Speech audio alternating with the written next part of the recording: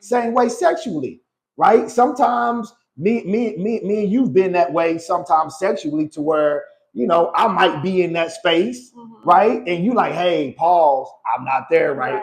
Right? I mean, that's being where your feet are, good people. Yes. That's what I mean by presence and consciousness, right? So just say sexually, right? If I'm in that space and wifey's not where her feet is, then guess what she gonna do? She's just gonna go through those motions, right? And then we still gonna do what we do, but then I'm gonna be feeling dissatisfied because I'm like, she wasn't even engaged. She just wasn't in it, right? Be where your feet are. So from an emotional standpoint, from a mental standpoint, right? Can you fully engage with your partner when it's needed? See, because here's the thing: availability doesn't mean that you, like wifey said, that you're perfect all the time. Availability just means that you're on call. So think about it like this: you might not have to be emotionally available for your partner today because they might not need it.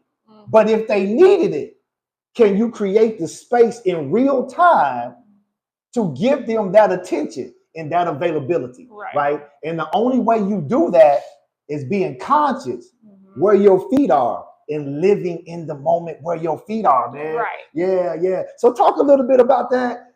Just you got anything to add to that, or take away from it, or whatever, I mean, no, not necessarily, but like even today, like mentally, like this perimenopause. You asked when we were talking about, well, I could throw in perimenopause every episode. I mean, it don't have to be a certain episode. I can throw it in anytime. Well, throw it in there, babe. Throw it in.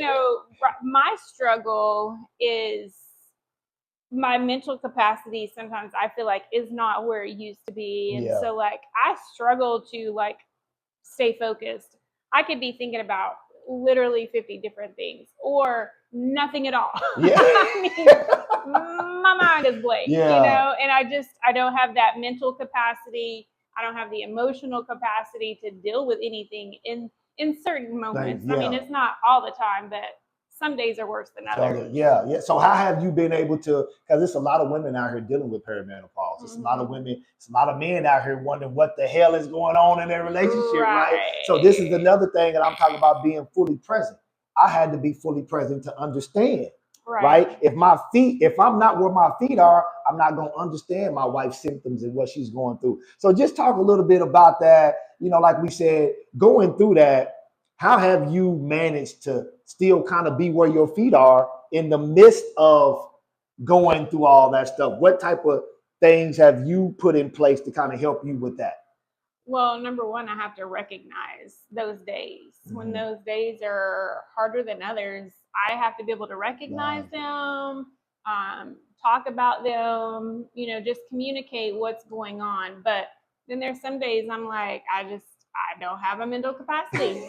I mean, I just don't and it's hard because it's not an easy thing. Like, it's frustrating for me to be experiencing that because I'm like, I just want to feel normal and I don't. And so some days are good, some days are not good. And the thing about it, what I love, wifey always makes sure she communicates that with me, right? So now our communication has gotten a lot better. And then over the years, and then even with me knowing what she's going through, I try to make sure I stay emotionally, mentally available, right? Hey, babe, how you feeling today? Like I asked her this morning before we came on live, hey, what's going on? How you? She's like, babe, old Perry, I already know what that means, but just being available for your partner, good people.